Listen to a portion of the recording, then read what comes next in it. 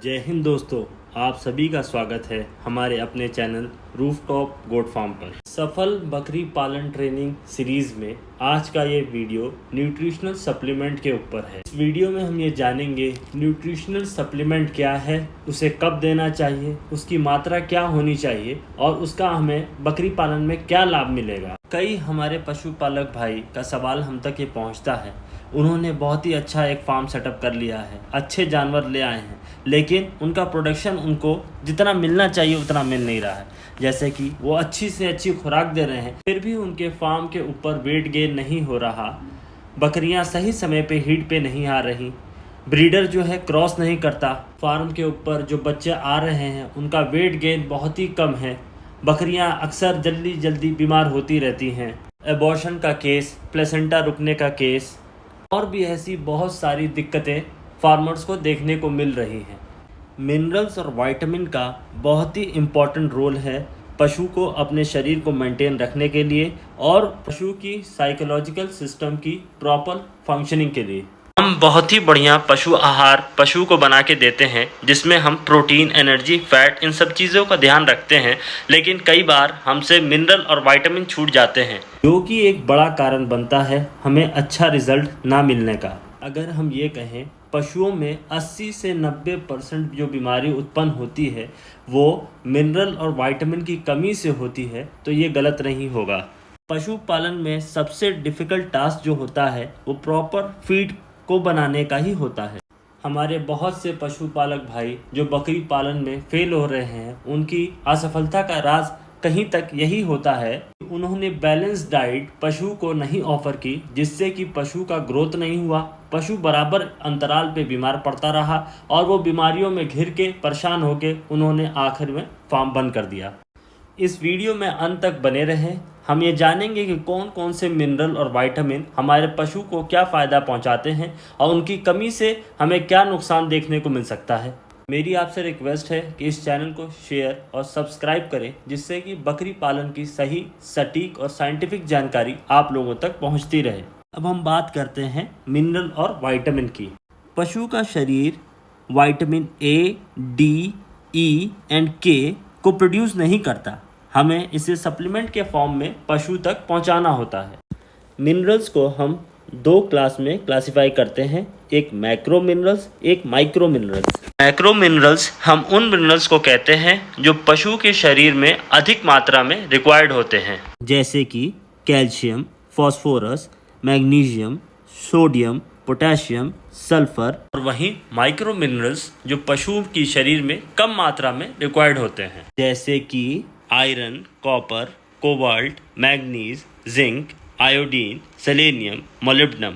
हम इन मल्टीविटामिन्स को और मिनरल्स को पशु की फीड में सप्लीमेंट के फॉर्म में ऐड कर सकते हैं, जैसे कि मिनरल मिक्सचर और बहुत सारे सप्लीमेंट टॉनिक हैं, जिनसे पशु का ग्रोथ हमें अच्छा मिलेगा और पशु से हम दुगना मुनाफा अर्जित कर सकते हैं। बार जो चारा हम पशु को देते हैं, मिट्टी में उस मिनरल की कमी होने की वजह से उस चारे में उस चीज़ की कमी होती है, जिस वजह से हमारे पशु के शरीर में उस मिनरल या विटामिन की डिफिशियंसी हो जाती है।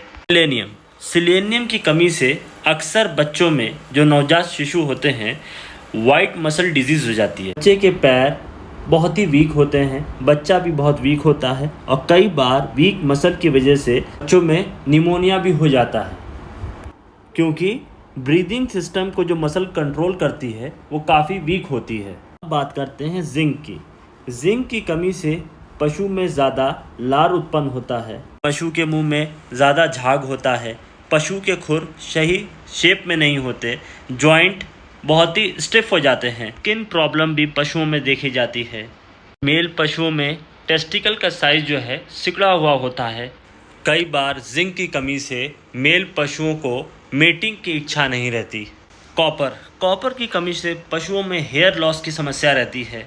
पशु के जो बाल होते हैं वो आखिरी में घुमे होते हैं, घुंघराले बाल हमने अक्सर पशुओं को देखे हैं। कॉपर और मोलिब्डेनम की कमी से एबॉर्शन, बच्चे का फंस जाना, खून की कमी होना, जल्दी जल्दी हड्डियों का टूटना, खुराक का कम होना, वेट लॉस होना और मिल्क का प्रोडक्शन भी कम हो जाता है। आयरन आयरन की कमी की वजह से पशु के शरीर में खून की भी कमी हो जाती है। कैल्शियम और फास्फोरस का रोल पशु के शरीर की हड्डियों को मजबूत करने में बहुत ही ज़्यादा है। कैल्शियम से ही पशु के शरीर में मसल का फैलाव और सिकुड़न होती है।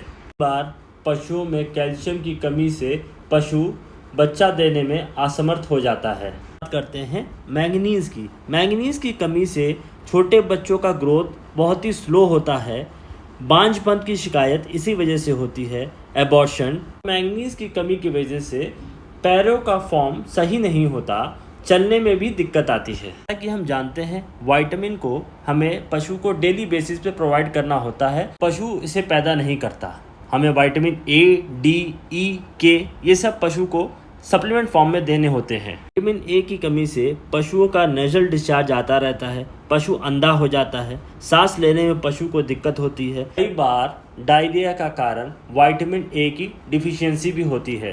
आइए अब देखते हैं वो कौन से सप्लीमेंट हैं जो मिनरल और विटामिन की कमी पशु के शरीर में पूरा करते हैं। मार्केट में बहुत से मिनरल मिक्सचर अवेलेबल हैं जिसमें vitamins, bypass fat, bypass protein ये सारी चीज़ कंटेंट हमें देख के लेना चाहिए। विटामिन ए, विटामिन डी हड्डियों को मजबूत करने का काम आता है। विटामिन ई, सेलेनियम मसल की ग्रोथ के लिए अच्छा होता है।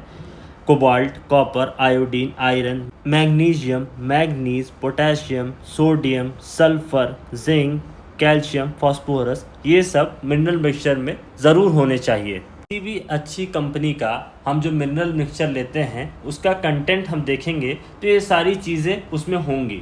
अगर ये सारी चीज़ें हमारे पशु को बराबर मात्रा में मिलती रहेंगी तो हमारा पशु स्वस्थ रहेगा, उसका वेट गेन भी अच्छा होगा। पशु के ऊपर जो पैसा हम लगा रहे हैं उसका हमें अच्छा आउटपुट मिलेगा।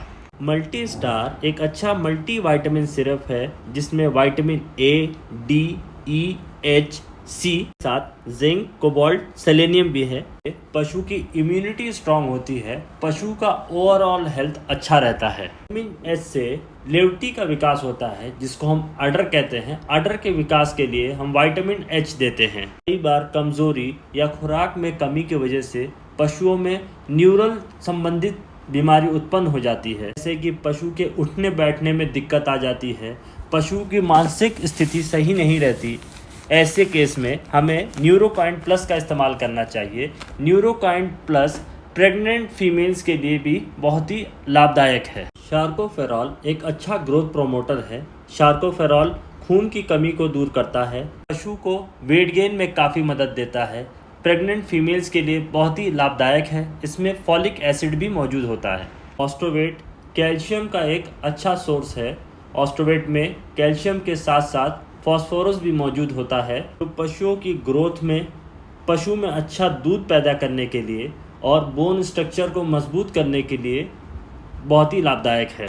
प्रोटीन सी प्रोटीन का अच्छा सोर्स है जो पशु के शारीरिक विकास में काफ़ी मदद करता है। ब्रोटोन एक अच्छा लिवर टॉनिक है जिसमें यीस्ट के साथ साथ विटामिन भी अवेलेबल है जो डैमेज लिवर को रिपेयर करने के काम आता है, जिससे कि पशु की भूख, खुराक सब बढ़ जाए। कई बार हमारा पशु किसी बीमारी से उठता है तो उसे खाने पीने में कोई दिलचस्पी नहीं रहती। उस स्थिति में हमें ब्रोटोन का इस्तेमाल करना चाहिए, या कई बार पशु को हैवी एंटीबायोटिक लगते हैं, उस स्टेट में भी हमें ब्रोटोन का बराबर इस्तेमाल करना चाहिए। न्यूट्रिशनल सप्लीमेंट हमें पशु को बराबर अंतराल पे ऑफर करना चाहिए जिससे पशु की हेल्थ मेंटेन रहे। काफ़ी इकोनॉमिकल रेट में मार्केट में अवेलेबल हैं। अगर हम इन्हें स्किप करते हैं तो इनकी कमी से जो जानवरों में बीमारी आती है उसके इलाज के लिए हम इससे कई गुना ज़्यादा पैसा खर्च कर देते हैं। जो पशु का नुकसान होता है वो अलग। तो मेरे आप लोगों को सजेशन है कि मार्केट से चूज़ करके बढ़िया से बढ़िया मिनरल मिक्सचर और सप्लीमेंट अपने फार्म पर ज़रूर इस्तेमाल करें। आशा करता हूँ इस वीडियो में दी गई जानकारी से आप लोग संतुष्ट होंगे। वीडियो में कोई पॉइंट मिस हो रहा हो तो कृपया कमेंट करके ज़रूर बताएं। वीडियो को पशुपालक भाइयों में शेयर और सब्सक्राइब करें जिससे कि बकरी पालन की सही, सटीक और साइंटिफिक जानकारी आप लोगों तक पहुँचती रहे। Thanks for watching. Please like and comment.